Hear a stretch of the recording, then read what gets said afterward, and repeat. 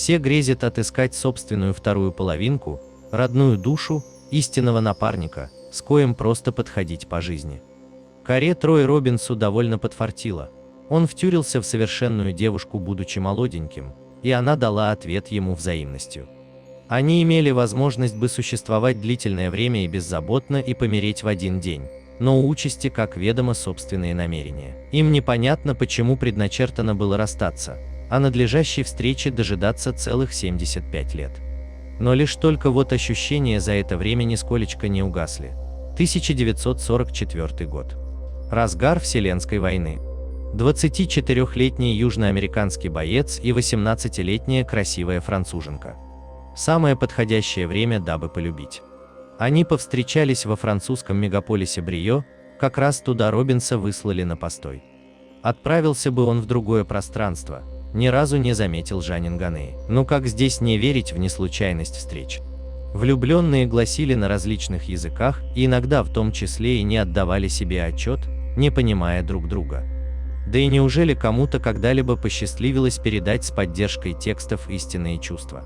Впечатления и прикосновения, запахи готовы поведать о любви значительно более. Целый боевой отпуск Кары они провели совместно и уже успели настроить намерения на совместное будущее. Достаточно быстро взвесите вы, но время-то какое, любой денек как на пороховой бочке, для чего же медлить? Не прошло и 2 месяцев, как Робинс в неотложном порядке уехал на Восточный фронт, оставив любимой только фотку и обязательства. «Я в обязательном порядке вернусь и заберу тебя к себе». И Ганеи ожидала, выучивая простые тирады на ином языке, возможность замерзнуть американкой без познания британского ее абсолютно не веселила. Лишь только вот Робинс не вернулся. Впоследствии войны он отправился на родину и повстречал иную девушку, с которой прожил вплоть до ее погибели 70 лет. Да и у Жанин все когда-то сформировалось. Она вышла замуж, заменила фамилию, стала матерью 5 ребят, а позднее вдовой. Наказание прожил колоритную и увлекательную жизнь, но все это время ему не выделяли спокойствия мемуары о той юной француженке, чью фотку он сохранял целых 75 лет. Робинс не сомневался, Жанин погибла, вследствие этого не брал на себя практически никаких поползновений отыскать ее. Данная ситуация способна растрогать кого угодно, не странно, собственно, что корреспонденты, коим 97-летний ветеран когда-то поведал данную ситуацию, поторопились посодействовать.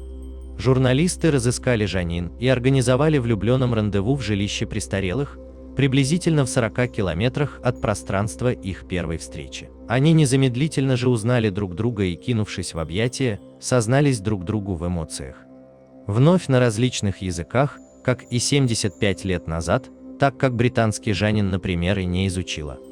Робинс зарекомендовал ей старенькую фотку, дама незамедлительно взяла в руки и увидела, собственно, что на ней изображена она.